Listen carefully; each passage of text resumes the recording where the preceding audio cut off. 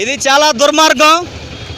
చీరాల మండలం ఈబ్రిపాలెం గ్రామంలో బహిర్ముఖి వెళ్ళిన సుచరిత అనే 21 సంవత్సరాల యువతి బహిర్ముఖి వెళ్తే అక్కడ మద్యం తాగుతూ గంజాయి మత్తులో ఉన్న 3 యువకులు ఆ బాలికని మానభంగం చేసి రాళ్లతో కొట్టి, మానాల మీద రాళ్లతో కొట్టి ఆ పిల్లని చంపేయడం జరిగింది.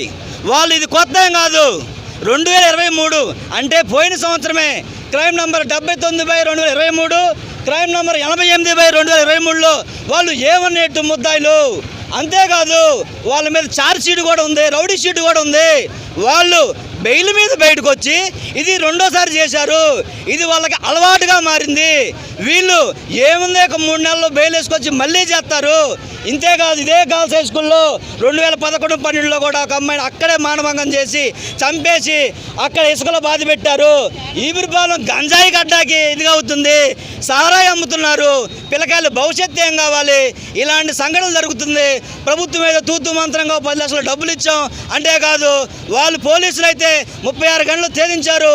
ప్రభుత్వానికి వ్యతిరేకం కాదు, ప్రభుత్వానికి హర్షం వ్యక్తం చేస్తాం. అయితే ఎవరైతే ఉన్నారో నిందితుల్ని కఠినంగా శిక్షించాలి, వాళ్ళని ఉరి తీయాలి కంపల్సరీ. ఇది మా కోరిక. అంతేకాదు ఆ చుట్టుపక్కల ఎలాంటి గంజా అమ్మకూడదు, సారాయి కాకూడదు. మా పిల్లకాయల భవిష్యత్తులు, మా పిల్లకాయలు చదువుకున్న మహిళలకి పిల్లలకి రక్షణ కల్పించాలని ఆ కుటుంబంలో ఆ బాధితుల కుటుంబానికి ₹1 కోటి డబ్బులు ఇవ్వాలని, ఆ కుటుంబంలో నష్టపరిహారంగా మళ్ళీ ₹1 కోటితో పాటు ఒక గవర్నమెంట్ జాబ్ కూడా ఇవ్వాలని ఈ బహిర్ముఖంగా కోరుతున్నాము. అది ఇచ్చేదాకా రాష్ట్ర రోగాలు జాతీయ స్థాయి దండాలని చెప్పడానికి సిద్ధమని చెబుతున్నాం.